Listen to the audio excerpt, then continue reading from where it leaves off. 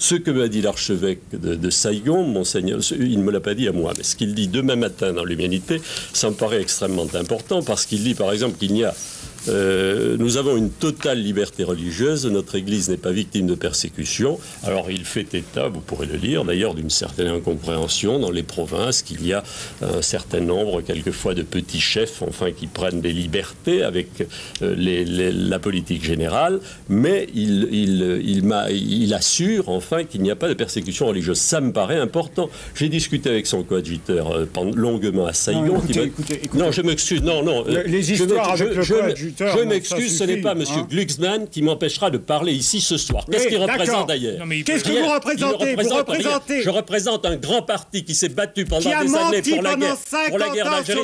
Vous n'êtes qu'un provocateur et taisez-vous. Je sais quand vous appelez pour ça. Vous voulez lui dire de se taire, je voudrais continuer. Demandez-lui de se taire. Je vais vous laisser parler tout à l'heure, mais je voudrais parler, s'il vous plaît. Vous n'êtes qu'un provocateur et vous ne représentez ici rien. Vous avez menti pendant 50 ans.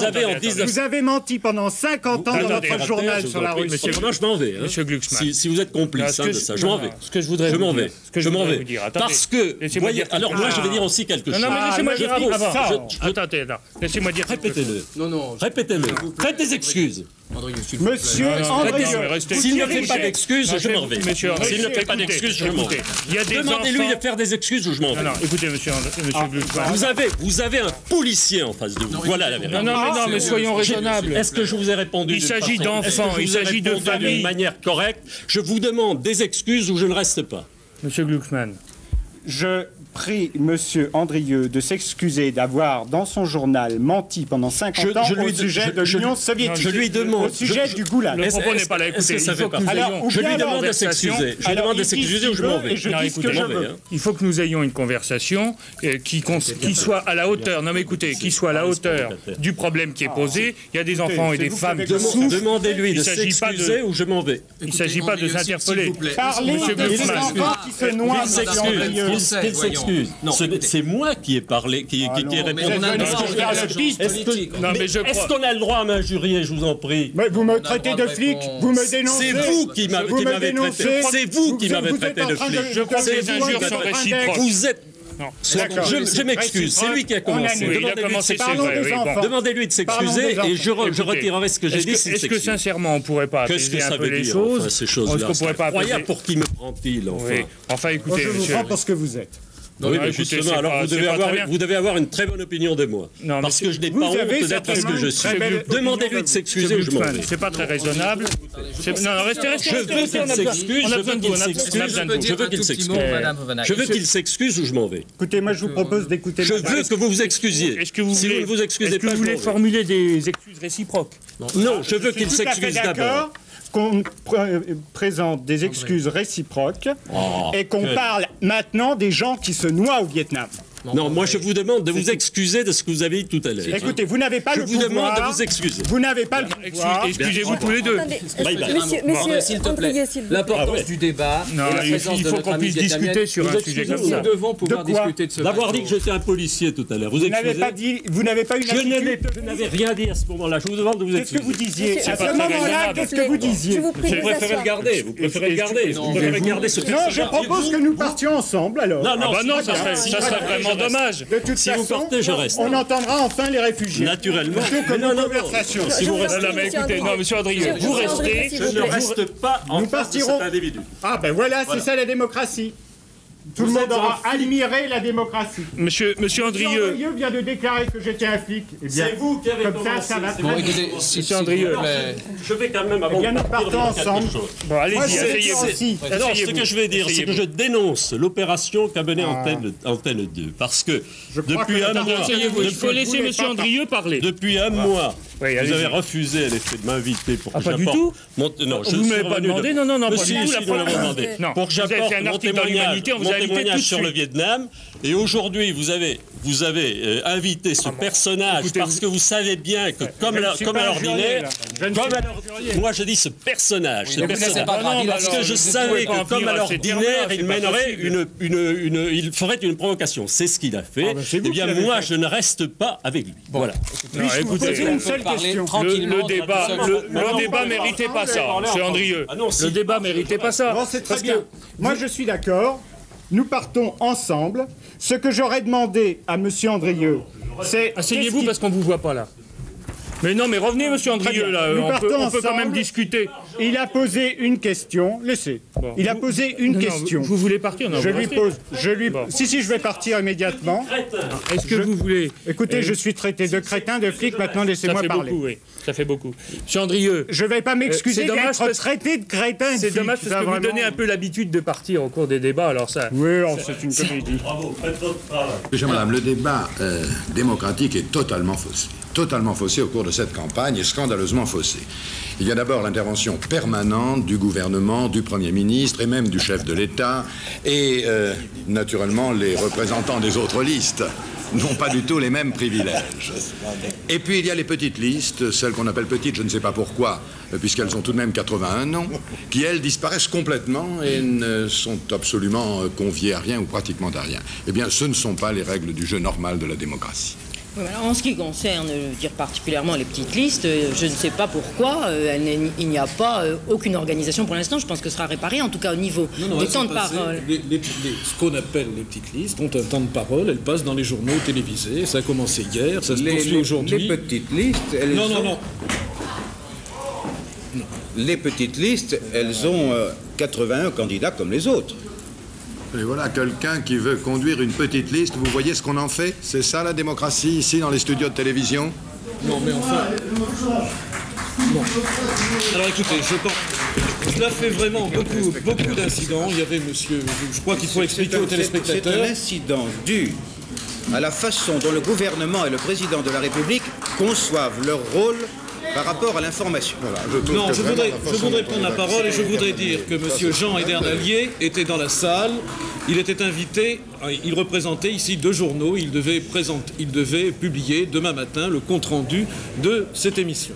Bon, il était convenu entre M. Edernalier, qui avait eu un temps de parole hier dans le journal Le 13h, bien qu'il n'interviendrait pas ce soir dans la soirée. M. Edernalier, je le constate, n'a pas tenu la parole, n'a pas tenu les engagements qu'il avait pris, aussi bien devant la rédaction en chef de TF1 que devant le service politique de TF1. Mais l'engagement principal, c'est de respecter la règle démocratique. C'est ça qui est important. Quand on ne la respecte pas, on provoque des incidents de ce genre. La violence physique répond à la violence morale. Nous sommes témoins, les téléspectateurs sont nos juges. Tout ce que nous le faisons devant les téléspectateurs. Les téléspectateurs savent que M. Edernalier est passé dans le journal de 13h et que tous les jours... Mais il n'a pas dit un mot, il n'était pas invité. De l'évacuer par la force des gorilles. Enfin, c'est tout de même extraordinaire. Enfin, c'est tout de même étonnant. Écoutez, je suis assis au milieu de vous. Il n'était pas invité dans cette émission. Écoutez, vous croyez que nous arriverons à parler de l'Europe? Monsieur Marchais, lui aussi. Je suis toujours à 0, moi. Monsieur Marchais. Alors, tout d'abord, il est évident que sur cette question, je suis le plus à l'aise. Compte tenu que vous avez tous les 3 été ministres, vous l'êtes encore, Madame Veil. Moi, je ne l'ai jamais été. Mais vous souhaitiez. Et je n'ai. Vous permettez, François Mitterrand. Et je n'ai jamais, moi, coupé la parole à personne. Je n'ai jamais eu la possibilité d'interdire la télévision à qui que ce soit. Or, les téléspectateurs savent pour l'avoir Les téléspectateurs savent pour l'avoir entendu souvent que j'ai été amené à protester, y compris quand vous étiez Premier ministre, Monsieur Chirac, à protester énergiquement contre le fait que l'information, le débat à la télévision ne sont pas organisés de manière démocratique et en particulier dans les périodes touchant aux campagnes électorales. C'est la raison pour laquelle je m'associe d'abord à cette brutalité inadmissible à l'égard d'une personne qui sans doute voulait venir dire qu'elle n'était pas d'accord. Ce sont des méthodes inadmissible, je le répète, par oui, conséquent, je proteste. Vous permettez, parce que quand j'ai la parole, ne me coupez pas. Je proteste. Je proteste contre cette chose. Deuxièmement, je regrette que lorsque j'ai été amené à plusieurs reprises à demander plus de démocratie dans l'information en général dans notre pays, je regrette, messieurs et madame, que vous ne nous ayez pas soutenus, parce que on commence toujours par le Parti communiste et après on finit avec les autres. Voilà pourquoi la démocratie, elle ne doit pas se diviser, et effectivement, toutes les formations politiques, sans exception, doivent bénéficier d'un temps d'antenne égal lorsqu'il s'agit d'une consultation électorale aussi importante que la prochaine. Voilà simplement ce que je voulais dire. Alors, je ne voudrais pas que notre entretien s'achève là. Il est 13h27 déjà, monsieur Mitterrand. Oui, nous allons jusqu'à 13h34 et nous avons encore à parler sport. C'est un sujet qui vous intéresse. Et nous allons à parler avec Daniel Balavoine aussi. Permettez. Je voudrais dire que limiter... Ça fait 3 quarts d'heure que je suis là et que je m'ennuie à entendre. Alors maintenant, si je peux rien dire avant la fin de l'émission, je ne parle pas pour vous, monsieur Mitterrand, parce que moi j'avais pris plein de notes en venant dans votre formation. Non, j'aurais pas le temps, je le sais déjà que j'ai pas le temps. J'ai juste le temps de me mettre en colère. Est-ce que vous voulez commencer maintenant ? Non, c'est le système de l'information française qui fait comme ça. J'aurai le temps, 1 minute, de m'énerver, juste de m'énerver, de paraître pour un petit merdeux, un petit jeune de plus qui fout la pagaille partout. Je préfère m'en aller tout de suite. Si j'avais su que je n'aurais pu rien dire, j'aurais dormi beaucoup plus tard. Non, monsieur Mitterrand souhaitait votre présence. Daniel Balavoine dans ce studio pour parler des problèmes de la jeunesse. Je pense que nous aurons eu le temps. Nous aurions eu le temps d'en parler. C'était de ça et non pas de chanson. Et c'était pas de chanson dont il était question. Je peux dire une chose importante. Vous avez parlé pendant 10 minutes au moins de l'affaire Georges Marchais, dont tout le monde se fout strictement. Je vous signale que la jeunesse française se fout strictement de ce que M. Marchais faisait pendant la guerre. Ça lui est complètement égal. Ça intéresserait plus la jeunesse de savoir ce qui se passe et comment le Parti communiste encaisse de l'argent pour le dépenser après, notamment à la mairie de Bagnolet. Ça intéresserait mieux de savoir comment Gaston Defferre dirige sa mairie socialiste, qui n'est pas un modèle de société à Marseille. Ça intéresserait plus de savoir les jeunes Français comment M. Raymond Barre, qui est arrivé il y a 5 ans, ou 4 ans, ou je ne sais plus combien de temps, a dit que les salaires ne seraient pas diminués, mais qui a augmenté les cotisations de sécurité sociale. C'est beaucoup plus intéressant que tout ce que vous racontez. Georges Marchais, on s'en fout de Georges Marchais, il faut le savoir, ça. De ce qu'il faisait pendant la guerre, ça nous est complètement égal. Le problème de drogue, de la façon dont le traitent les ministres français, on s'en fout. Il n'y a jamais eu un jeune ministre de la jeunesse en France. Il n'y en a jamais eu, c'est tous des vieux. Regardez M. Soissons. Enfin, vous n'allez pas me dire que c'est un homme représentatif de la jeunesse. Regardez comment je suis habillé. Ils sont plus souvent habillés comme moi, les jeunes, que comme M. Soissons. Il faut quand même pas rêver. Tout ça, ce sont des bêtises. J'ai encore pris plein de notes au fur et à mesure que vous parlez. Ce que je voudrais savoir, ce qui m'aurait intéressé, c'est de savoir à qui les travailleurs immigrés payent les loyers qu'ils payent. On a vu tout à l'heure des gens qui disaient on paye 700 francs par mois. Moi, je voudrais savoir qui encaisse de l'argent pour louer des poubelles pareilles. C'est ça que je voudrais qu'on me dise. C'est pas de savoir comment on peut faire pour le changer. Je voudrais qui ose tous les mois demander 700 francs à des travailleurs immigrés pour vivre dans des poubelles et dans des taudis. Ça, c'est ça que je voudrais qu'on m'explique parce que moi, je ne le sais pas. C'est pas l'information qui me le dit. Je voudrais savoir pourquoi M. Boulin a été suicidé ou s'est suicidé ou on ne le saura jamais. Pourquoi M. Fontanet a été assassiné. Pourquoi l'affaire de Broglie n'a jamais été éclairée. Pourquoi le juge Renaud, on ne sait pas ni pourquoi ni comment il a été assassiné. J'en ai d'autres. La seule chose que je peux vous dire, monsieur Mitterrand, j'en profite de vous avoir parce que je suis fier d'être là. Je peux vous le dire. On s'en aperçoit peut-être pas, mais vous ne pouvez pas imaginer ce que c'est pour un jeune d'avoir la possibilité de parler 1 minute. C'est pour ça que j'avais peur de ne pas pouvoir parler. Parce que ça n'arrive jamais. Il faut bien se mettre ça dans la tête. Non, ça n'arrive jamais. Regardez l'émission qu'il y a eu hier soir sur Antenne 2, les dossiers de l'écran. Enfin, vous n'allez pas me dire que les mômes qui étaient concernés par la contraception... Nous-mêmes ici, nous avons donné assez fréquemment la parole à des jeunes. Je sais bien, on est obligé... Écoutez, vous exagérez l'information, je suis obligé de l'exagérer moi aussi pour résumer. Je la résume à ma manière. J'essaie de lire rapidement mes notes. Ce que je peux vous donner, en tout cas, c'est généralement, c'est un avertissement. J'ai peut-être du culot de faire ça, je suis obligé de le faire comme ça parce que je dois faire vite. Ce que je peux vous dire, c'est que la jeunesse se désespère, elle est profondément désespérée parce qu'elle n'a plus d'appui, elle ne croit plus en la politique française, et moi je pense qu'elle a, en règle générale, en résumant un peu, bien raison. Ce que je peux vous dire, c'est que le désespoir est mobilisateur, et que lorsqu'il devient mobilisateur, il est dangereux, et que ça entraîne le terrorisme, la bande à Bader et des choses comme ça. Et ça, il faut que les grandes personnes qui dirigent le monde soient prévenues que les jeunes vont finir par virer du mauvais côté parce qu'ils n'auront plus d'autres solutions. Voilà, et je vous remercie de m'avoir laissé parler. C'est ça, très bien. Bon, alors on va parler de l'œil, on reviendra évidemment sur les photographies, mais évidemment je me tourne vers le professeur... Je vais d'abord parler de moi et de mes études. Je suis étudiant étudiants, je viens parler du mouvement étudiant, puisque la télévision n'a pas eu... écoutez, je suis désolé, mais excusez-moi, mais c'est pas très poli d'interrompre. C'est pas très poli d'interrompre. Je suis désolé aussi, parce que la télévision n'a pas invité un étudiant pour parler du problème étudiant. Je me tranche la gorge si jamais vous approchez. Vous comprenez ? Je suis venu parler du problème étudiant. Dans une démocratie, un citoyen étudiant a le droit de parler de son problème. Oui. Vous comprenez ? Je suis désolé. Bon, alors écoutez, allez-y, parlez. Je vous donne 2 minutes, parlez 2 minutes. Non, et puis... je vais dire ce que j'ai à dire. Si vous l'aviez fait dans une émission avant... Mais écoutez, moi je ne suis pas responsable de la direction de la télévision. Mais je suis venu dans un des rares intervalles où un individu peut s'exprimer en direct. Oui. Je suis vraiment désolé d'interrompre votre émission. Oui, mais qu'est-ce que vous voulez dire? Alors je vais dire ce que j'ai à dire sur les histoires étudiantes. Non, mais quelles histoires étudiantes? Vous ne savez pas qu'il y a un projet Jospin? Ah ben oui, mais il y a des projets de ministre de l'Éducation nationale, il y en a plein tout le temps. Oui, mais on n'en parle pas à la télévision. On attend qu'il y ait des vitrines cassées, qu'il y ait de la bagarre, qu'il y ait un mort, un petit Malik Oussekine. Et là, tout d'un coup, ça intéresse, parce qu'il y a du sang qui a coulé, vous comprenez? Mais autrement, l'éducation à la télévision, on s'en tape. Oui. Alors je viens parler de l'éducation. Écoutez, non, mais là, c'est pas le sujet, on ne va pas parler d'éducation. Mais ce ne sera jamais le sujet à la télévision. Vous avez du Le Pen, vous avez du machin à la une en permanence. Les élections, vous ne parlez rien, pas de programme, vous faites simplement d'aligner des chiffres et des statistiques. Bon. Vous foutez de la gueule du monde en permanence. Je ne parle pas de vous, M. Pivot, mais en général des médias. Oui.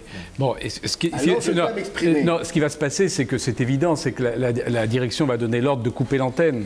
Ben, si elle coupe l'antenne, moi je me le plante dans le ventre. Mais non, faites pas ça, écoutez. Prenez le risque et vous allez voir. Mais non, mais faites pas ça. Prenez le risque et vous allez voir.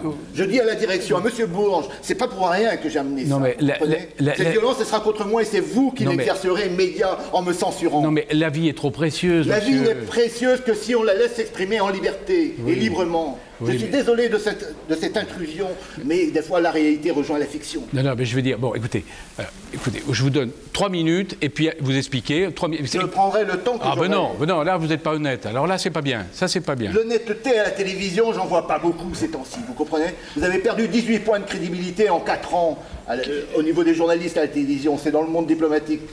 C'est un sondage Sofres. Vous n'en parlez pas beaucoup de ça à la télévision. Bah, écoutez, la crédibilité des journalistes et de M. Poivre d'Arvor. Des fouilleurs de merde. Oui. On n'en parle pas beaucoup à la télévision. Vous êtes gentil, mais n'attaquez pas mes confrères sur ce plateau, ça me gênerait beaucoup. Vous n'y êtes pour rien, c'est moi qui m'exprime librement. Un citoyen a le droit de s'exprimer librement à la télévision française. C'est comme ça. Il faudra vous y faire. Parce que sinon, ça explosera. Vous comprenez? Il faut laisser des soupapes de sécurité. Il faut laisser le dialogue s'installer. Moi, je suis un type constructif et j'ai des propositions constructives, réelles. Des propositions qui évitent la bagarre. Bah oui, mais là vous êtes plutôt un exemple de bagarre. Vous ne laissez pas le choix. Vous êtes un exemple de bagarre plutôt, là, avec votre couteau. Je suis désolé. Vous vous rendez compte? Comment voulez-vous faire passer vos idées à la télévision en ayant avec vous un couteau? C'est pas possible. Je n'y peux rien, il n'y a pas de moyen de s'exprimer dans ce pays démocratique. Mais si, quand même, il y a des moyens. Il n'y a pas de moyens. Mais vous appartenez à des comités, à des syndicats. Il n'y a pas de moyens, je suis désolé. Si, quand même. Il y a une langue de bois.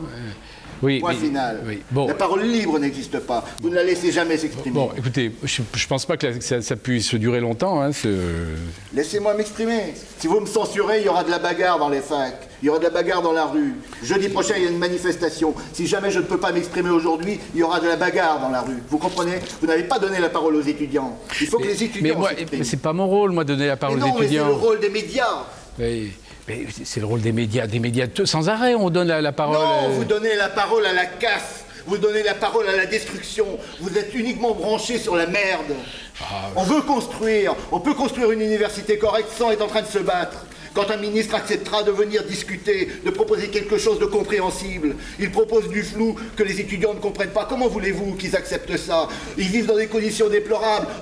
Monsieur le ministre ne s'intéresse absolument pas à ces conditions. Il propose tout d'un coup des barèmes, il gère ça comme un cheptel de bétail. Vous comprenez? Moi, je n'ai pas de haine contre M. Jospin. Mais pourquoi il nous donne un texte incompréhensible, flou au possible? Pourquoi il ne s'intéresse pas aux conditions de vie? Ce sont des êtres humains qui étudient. Et quand on étudiera dans des conditions humaines, le savoir sera beau. Vous comprenez? Le savoir, c'est quelque chose de beau.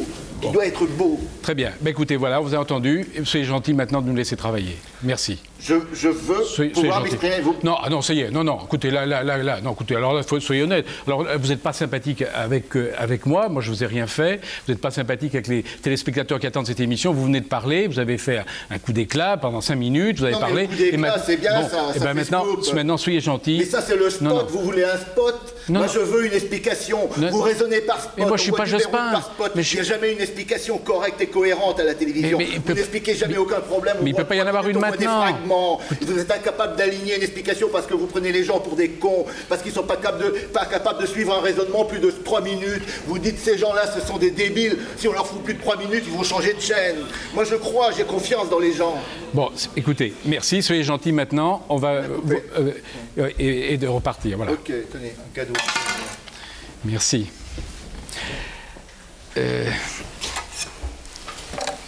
Voilà. Désolé, vous n'avez pas laissé m'exprimer.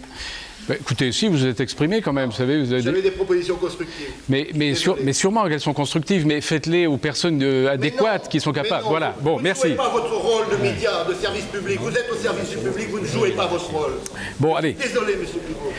Ah, c'est ce qu'on appelle le mauvais œil sur une émission, professeur. Le mauvais œil, ça existe, le mauvais œil. Je le crains. Alors, je pense que vous êtes toujours à l'antenne, oui, j'espère. Alors, oui. Professeur, oui, qu'est-ce qui vous a... Excusez-moi, je suis désolé, mais c'est vraiment indépendant de ma volonté, je vais vous le dire, et je suis désolé de ce qui s'est passé.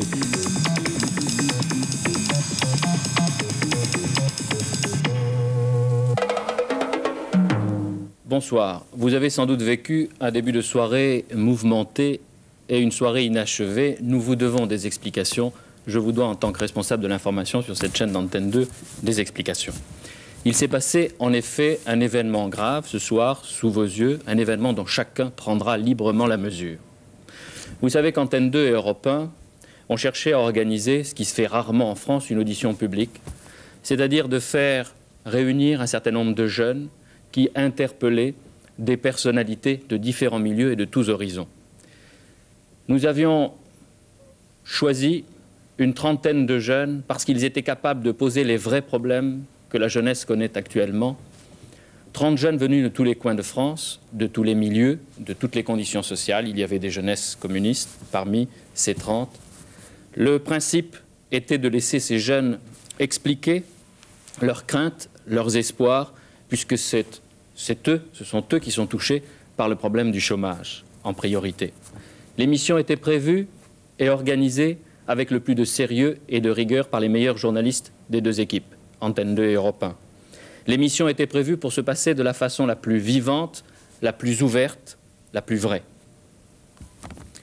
7 personnalités, encore une fois de milieux différents, avaient accepté ce risque, cet échange qui devait se faire devant vous sans problème.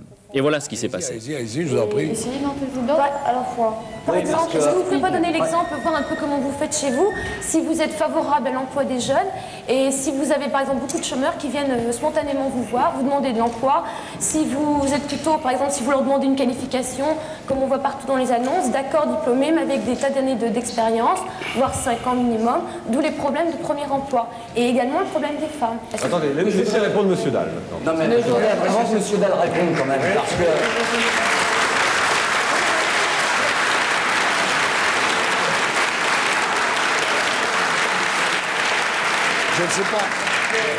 Je ne sais pas à qui je dois répondre. Quand même, non mais juste je ne sais pas à qui je dois répondre. Je crois que vous pouvez répondre à tout le monde à la fois. Parce que oui, mais c'est compliqué. Vous répondiez, monsieur Dalle. Il faut savoir que là, vous êtes en train de vous présenter à titre personnel, etc. Mais vous êtes quand même quelqu'un qui est responsable de ce chômage.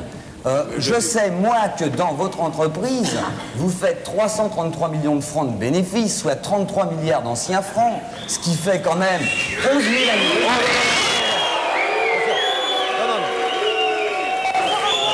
Et je sais quand même. Vous voulez convenablement jusqu'à la fin que s'il y a un minimum de calme, certes, on peut de temps en temps manifester quelque chose, mais qu'il y a un minimum de calme. Sans ça, vous n'entendrez rien. Vous n'entendrez même pas François parler, alors. D'autant plus. Le problème, il est de savoir si vous voulez qu'un échange et qu'un dialogue s'établisse, ou si vous préférez que ça soit comme vous le souhaitez, c'est-à-dire un petit peu pagailleux. Je crois qu'il est important que chacun puisse s'exprimer. François, vous avez la parole, mais il ne faut pas la garder longtemps, parce que si vous savez, vous avez plein d'amis qui souhaitent aussi parler.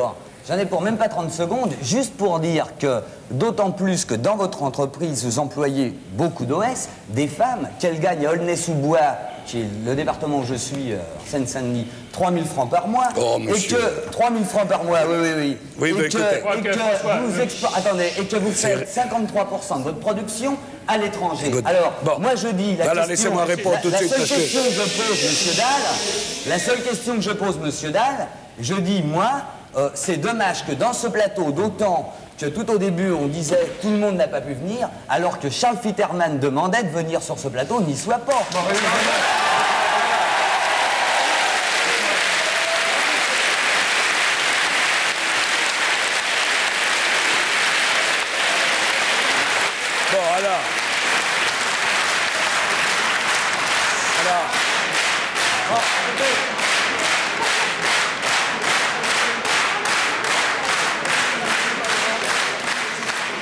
Charles Fitterman a quelques amis dans la salle, c'est incontestable. Oui, je crois que monsieur... Je crois... Non, ok, ça mérite une explication. Ça mérite une explication. Il était convenu à l'avance que c'était une émission dans laquelle nous invitions un certain nombre de personnalités qui n'étaient pas des représentants des formations politiques. Bon. Laissez-moi finir, laissez-moi finir. Je vous donnerai la parole tout de suite, mais laissez-moi finir. Si.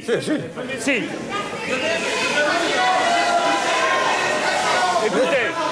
Je représente la CGT qui est la plus grande organisation syndicale de France. Ouais. Et je voudrais pouvoir dire un certain nombre de choses. Vous les direz. Vous les direz tout à l'heure. Laissez-moi finir.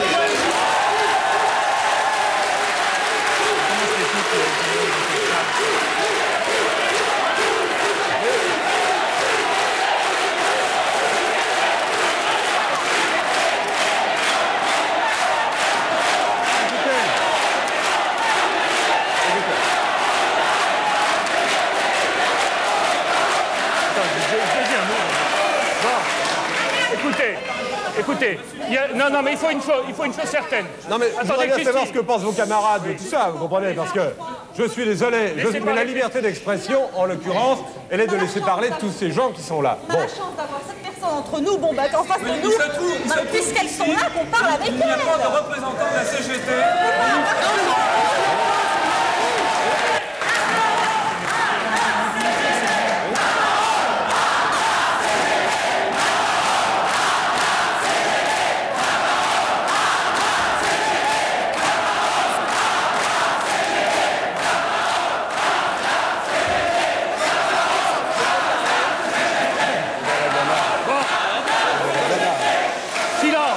Écoutez, non, laissez-moi parler, je vais vous dire une chose. Nous avons un programme de remplacement, nous allons le passer immédiatement. L'émission se termine.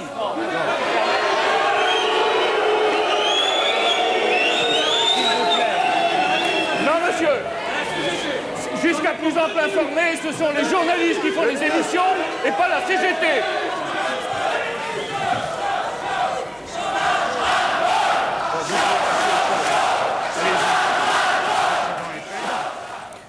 Ils étaient donc tous là pour un véritable dialogue. Malgré les efforts de Dominique Laury, de Robert Namias et de Lou Berriot, vous l'avez vu, il n'a pas pu avoir lieu. La CGT, les jeunesses communistes et des éléments du Parti communiste ont utilisé ce soir des procédés inqualifiables. Et je veux dire qu'ils l'ont fait volontairement. Il y a eu devant vous une obstruction, une distribution de fausses cartes. Les jeunes qui étaient là ont déployé des banderoles et transformé cette soirée en manifestation. Voilà ce que je leur ai dit quand vous n'étiez plus là.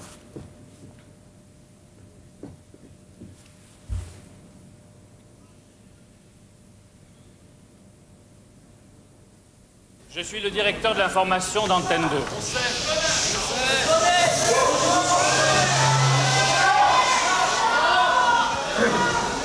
Vous venez de montrer à des millions de Français en direct ce que vous êtes. On a montré qu'on en a marre du chômage et de la crise et du gouvernement. Et on allait en parler pendant 1h30.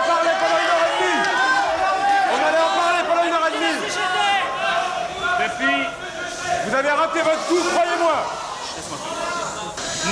Nous avons une certaine conception de la liberté d'expression.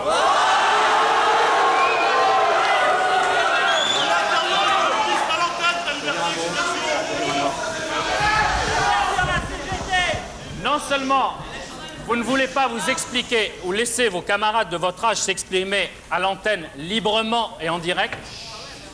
Mais les jeunes qui sont venus de toute la France pour s'exprimer devant des millions de Français, exprimer leurs angoisses, leurs problèmes, vous les avez empêchés ce soir de s'exprimer.